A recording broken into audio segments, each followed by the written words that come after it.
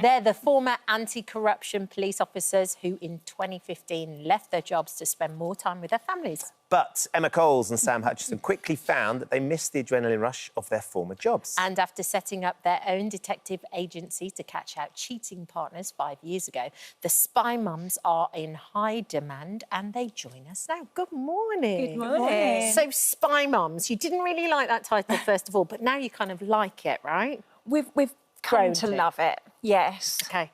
We were on the show before and a couple of years back. we advertised in the paper as well. And the title was Spy Mums. And at the time, we were like, oh, it's a little bit cringy because obviously we run a professional company and it kind of made it into a little bit of a joke. So we weren't keen at first, but we have come to love it now. We've embraced it. Yeah, you delivered the results. I mean, yeah. And it's true. Yeah, it's not frivolous. So how did you set up the agency? So we both did many, many years in the police and we worked in covert roles. So we really loved the undercover stuff, sneaking around, following people, spying on people in the police. We ended in the anti-corruption intelligence unit. So we were basically investigating secretly corrupt police officers. And because we weren't well known to anybody in the police, we became really, really close. There were only a few of us in the office. So we became really good friends then, both got pregnant at the same time, had our babies within a few months of each other. And then they started going to school and we were kind of thinking, oh, that is what awful, do we do that now? stage of being like, not knowing what to do anymore, like, you know, and not having that adrenaline rush that we'd been used to for so many years. And we thought, well, how can we home our skills in? All the stuff we'd learned, all the covert tactics, everything we'd learned over the years, and our dealings with the members of the public, and thought, you know, we can do a good job here. Yeah. And So it was developed. So, Sam, you started off sort of setting up the agency and then offering... What sort of services do you offer and how much would it cost to have you guys investigate somebody or something for a client? Well, we do a range of services. We deal with infidelity on quite a large scale. We also deal with catfishing, a lot of fraud cases and scamming. I mean, we've got one particular one at the moment, which is really quite scary, because we used to say to people, like, know who you're talking to, you know, and they've entered into a relationship and they've invested emotionally. And we used to say, well, have a video chat with the person so at least you know you can see a face at the end of the call and you know you're talking to a real human being and not somebody else.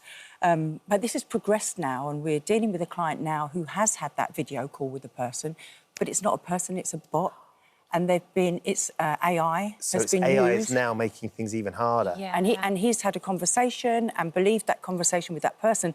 That person has stolen the identity of somebody else completely who had no knowledge of this and has been talking to him now as a bot, effectively, in that AI world, and it's so scary. So you realise how vulnerable lots of older people are, or people that sort of, you know, Unbelievable. are looking for sort of company, whatever that might be.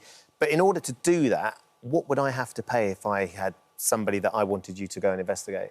Well, our prices range, don't they, Em? Yeah, so for surveillance, for instance, if you suspected that your partner was cheating, it could be anything from, say, £250 for a really simple case. We've had some clients paying like £20,000, depending on the level of information they need and the resources that we need to actually find out the information. I mean, it might be that somebody only cheats once a month. And obviously, if we're going to follow them, it might take a month to actually catch them. Or they might do it on the first day. We prepare a bespoke package for every individual, and every individual is so different.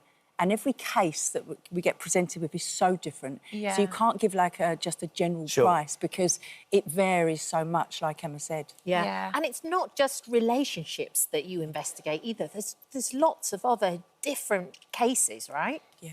Yeah, we've found more recently that people aren't getting the service they deserve from the police. Right. And if people have got the money to pay for it privately, they're coming to us because they've had no luck having their case solved. Yeah. So they come to us and we basically do the job of the police. It's like high-value motor cars. Yeah. We've had high net worth clients who've had really high-value motor cars stolen and we are the ones that go and find them because, with all due respect to the police, they don't have the resources. Sure. Yeah. Burglaries, they come to us. We gather the CCTV. We gather all the evidence that the police haven't got time to do, and then we package it all up and we can take it along to the authorities as a complete package. Mate, Wow. now you have celebrity clients, you've had some royal clients as well. I know you can't talk about individual cases, but are they sort of looking at you to investigate similar sorts of things? Similar, yeah. High-profile people have kind of a different level of information that they need and protection as well. So we've had cases where we've had to look after an individual by doing surveillance on somebody who's suspected of being a stalker, for instance, so that we can protect them. A lot of that is really scary. If you're somebody who has a stalker and you see that person, that's really frightening, and we can really help people with that by drawing a line, a boundary, and making sure, for example, the person stalking them doesn't cross that boundary and that they can carry on with their life to a degree in safety. Yeah. And how undercover do you have to go? Do you have to kind of change outfits and wear disguises and... So in the early days, we did a lot of the surveillance ourselves. Right. Obviously, now we're on TV and we're showing our faces, so we can't do that. We have some really good operatives who work for us. But yeah, in the early days, it was quite interesting, actually. Sam had a really good job where she was a different person throughout the whole day.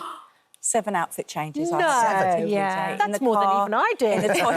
In the car, in the toilet, in the train. It was, it was quite a day. But I made my appearance change that many times in the day, not to be noticed following somebody. But like Emma says, you know, we're the face of the business now. Yes. We're trying to bring a more softer approach. I mean, our clients, you say, look at how our clientele have changed over the last 5 years. Yeah. We have a lot of male and female clients, but a lot of males come to us now because although there's other investigation agencies out there that are guys and they run perfectly well and they're great guys, but they sometimes feel easier opening up to a woman. Just to have those chats. They find it really difficult to open up to a man like that. Yeah, and we have people on the phone in tears to us, and I don't think they would do that if a man was answering the phone. Definitely it's just not different. as easily. One of the things we're quite excited about, though, is that there's going to be a TV drama of some sort based around what it is that the two of you have done. Yeah, that's really exciting. So a few years ago, we were contacted by a big film production company because they'd seen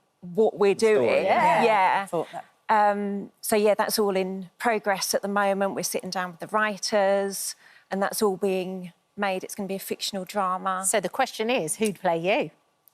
What do you think? No, I really want... I was going to say Hannah Waddington, but actually Kat Delia, I think, would be She don't come cheap, you know. She don't come cheap. So, Kat, for you... I'd have Michelle Keegan. Michelle Keegan. Yeah. Michelle and Kat would be great, wouldn't they? Put me in a contract. Also, Ben, talking about AI, and there's a lot of AI, I saw you in Men's Health magazine. Yes. I think there's a bit of AI going on there. That was Model's Own. That's all. And I'd be very happy for you to investigate as well. We'll see you after.